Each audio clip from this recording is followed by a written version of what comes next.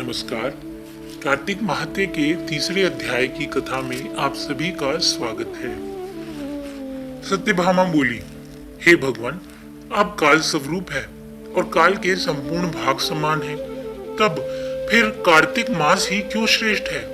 हे देव, सब तिथियों में एकादशी और सब महीनों में कार्तिक का महीना ही आपको प्रिय क्यों है? श्री कृष्ण बोले, हे कांते, तुमने अच्छा प्रश्न किया। अब एकाग्रचित होकर बेन के पुत्र पृथु और महर्षि नारद का संवाद सुनो। जिसे पहले पृथु ने नारद से पूछा, तब नारद जी ने कार्तिक मास की श्रेष्ठता कही। नारद जी बोले, पहले सागर का पुत्र शंख नामक राक्षस त्रिलोकी के मथने में समर्थ हुआ।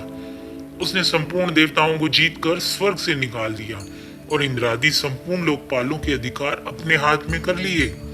सब देवता उसके भय के मारे अपनी स्त्री पुत्र आदि लेकर बहुत वर्ष पर्यंत सुमेरु पर्वत की गुफाओं में वास करते रहे। जब देवता गुफाओं में रह रहे थे, तब शंखासुर ने विचार किया कि मैंने देवताओं को तो जीत लिया, तो भी वो बलवान प्रतीत होते हैं। हाँ, अब जान पड़ा कि वे सब वेद मंत्रों से युक्त हैं। उनके वेद मंत्रों का हरण करने से वे बलहीन हो जाएंगे। ऐसा विचार करते ही असुर विष्णु भगवान को नींद से ग्रस्त देखकर स्वयंभू ब्रह्मा जी के लोक में जाकर वहां से वेदों को निकालकर चलने को तत्पर हुआ।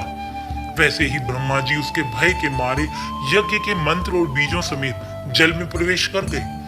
तब शंखासुर भी उन्हें ढूंढता हुआ समुद्र के भीतर पहुंच गया, परंतु उसे वेद एक स्थान पर कहीं भी मिले नहीं।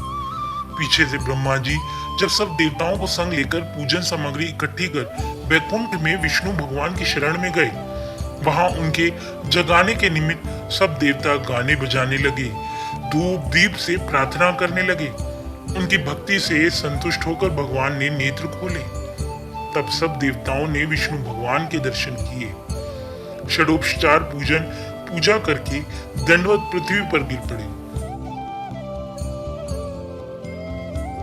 तब तो माधव भगवान उनसे कहने लगे, हे देवगण, मैं तुम्हारे भजन कीर्तन से प्रसन्न हूँ। आप लोगों की मनोकामना मैं पूर्ण अवश्य करूंगा।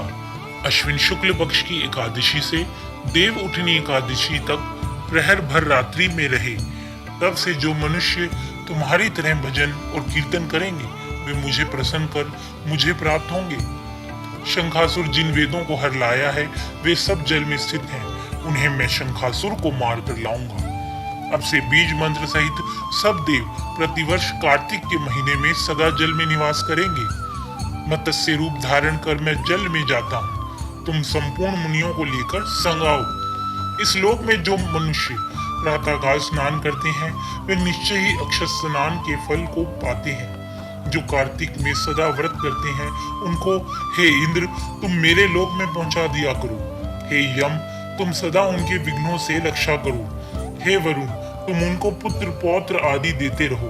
हे कुबेर, तुम उनकी धन वृद्धि करो, जिससे ये मेरा रूप धारण कर साक्षात जीवन मुक्त हो जाए।